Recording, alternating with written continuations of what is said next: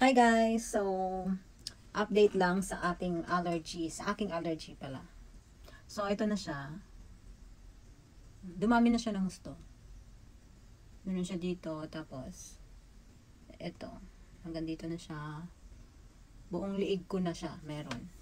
Sobrang kate. So, kaya siya ganyan dahil nilagyan ko siya ng cream para hindi siya masyadong mangati. Ang pula pa rin niya, ito yung mga kinamot ko, kaya medyo iba yung ano niya. Pero medyo okay na. Ang hindi na lang masyado ay yung nandito kasi ito yung huling nagsilabasan yung dito. Pero hopefully, hindi na siya dumami ng husto. Feeling ko naman nag-stop na siyang dumami. Pero yun nga lang, yung kanyang mga pamumula ay naandyan pa rin. Hindi pa rin siya naaalis. At medyo, hindi na siya ganun kakate, pero makati pa rin. Pero hindi na siya kagaya ng mga nakaraang araw. Tapos, pupunta na sana ako ng hospital para magpa-check up. Kaya lang, ang iniisip ko naman, parang okay naman na siya. Kasi nagbabasa-basa din naman kasi ako ng about sa mga ganito. Matagal daw talaga tong mawala. Hindi siya agad-agad na kahit lagyan ng gamot na kinabukasan ay nawawala na siya. Medyo umaabot pa siya ng mga ilang days. Minsan pa nga daw ay inaabot pa siya ng ilang weeks. Dahil ang ganitong allergy daw ay matagal daw talaga siyang mawala. Pero ang kagandahan sa kanya, ito wala na to eh. Oh. Mapula-pula na lang. Kasi nung nakaraang araw, ito ay kagaya nito na parang kitang-kita mo yung mga yung mga ganito oh, yung mga tuldok-tuldok. Pero ngayon medyo okay na siya. So ito na lang kasi yung mga huling lumabas dyan eh, kahapon lang yan eh. So kaya parang mukhang ano pa siya, sariwa. At saka hindi ko na siya masyadong kinakamot ngayon. Pagka nangangati ako, nilalagyan ko lang siya ng mga cream na maanghang para matigil yung kanyang pangangati. Pero yun nga, so ayan ang update sa kanya.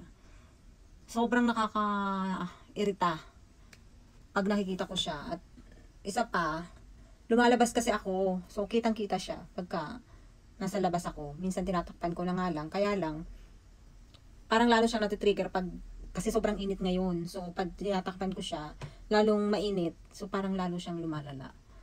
Kaya hinahayaan ko na lang. Saglit lang din naman ako sa labas. Sinusundo ko lang yung alaga ko. So, ang dami ko nang tinry na gamot dyan.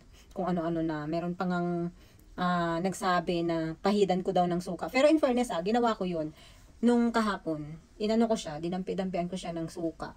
Medyo ano siya, medyo okay siya. Parang, bukod sa nawawala yung kanyang pangangati, parang na-stop. Yung, parang nag-ano siya, basta may ano siya, maganda. Pero yun nga lang, hindi siya yung totally nakakawala. Kailangan din talaga ng gamot. So, gusto ko nga sanang pumunta ng hospital kasi ang gusto ko sana yung inject na lang para isang ano. Pero okay naman ako. Hindi naman ako. Medyo masakit sa ulo Masakit ang ulo ko tapos para akong nahihilo. Pero wala pa naman ako dun sa point na nahihirapang huminga. Kasi may mga ganun daw na case yun eh. Kapag medyo yung allergy ay parang kumakalat na sa katawan mo, medyo nahirapang huminga, masakit ang ulo. Ako, although masakit ang ulo ko, medyo ako nahihilo, pero hindi pa naman ako umaabot sa point na nahihirapang huminga. Kaya, tsaka araw-araw pagising ko, tinitingnan ko siya, medyo may pagbabago naman ng kaunti. Hindi nga lang talaga siya ganun kabilis na totally mawawala yung pamumula, but ang mahalaga ay mayroon siyang pagbabago. Kasi tinitingnan ko siya palagi kung meron bang mga bagong ano, pero so far naman wala. Kaya, obserbahan ko lang muna siya. Pagka natapos itong linggong to at hindi pa rin talaga siya gumaling, ay pupunta na talaga ako ng hospital. Kasi nakakairita din siyang tingnan. Sana lang sa linggo, wala na siya. Ay, nako. Nakakaloka lang. So, yun lang.